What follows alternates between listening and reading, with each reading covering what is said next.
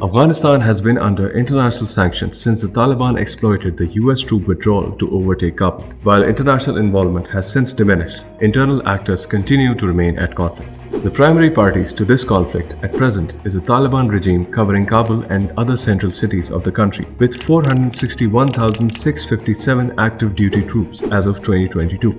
The Taliban, or the IEA administration, is a religio-nationalist armed group with the legacy of governing parts of the country from 1995 to 2001. Their aim is to take control of Afghanistan's administration and to restore security and stability in the country. Their ambitions make them beholden to international actors in order to gain legitimacy for their government, which continues to face setbacks in the light of their rejection of women's participation in public offices, education, and in the national workforce. The main challenges to the IEA's administration are the ethnic militias in the north and the Islamic State's Khorasan chapter in the east. The ethnic militias include prominent resistances, including the Northern Resistance Front, which is led by Ahmad Massoud, son of the famed Ahmad Shah Massoud of the Northern Alliance. The NRF includes former civilians, ex-Afghan National Defense and Security Forces personnel, and opposition supporters.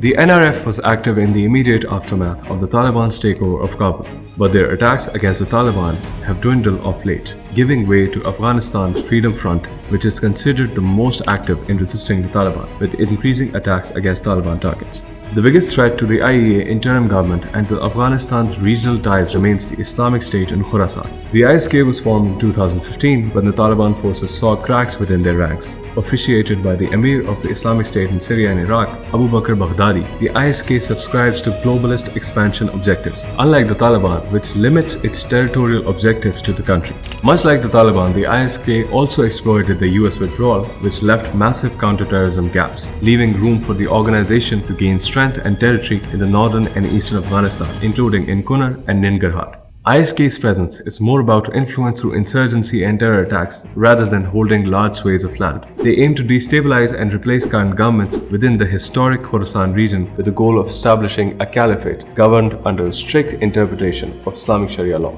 The ISK also poses a threat to regional security equilibrium with recent attacks on Iran and Russia. Furthermore, its globalist ideology makes it a threat for regional and international actors. All of this makes the ISK the least desirable entity to hold the reins of Afghanistan's government. The ethnic armed resistance lacks coordination and unifying mandate to pose a sustained threat to the Taliban's hold on power. While the international community and domestic opposition may not like to admit it, the party most likely to maintain regional and internal stability remains the Taliban-led IEA. However, they would have to make major concessions on their approach to women's rights and protection of minorities in order to gain the legitimacy of the international institutions.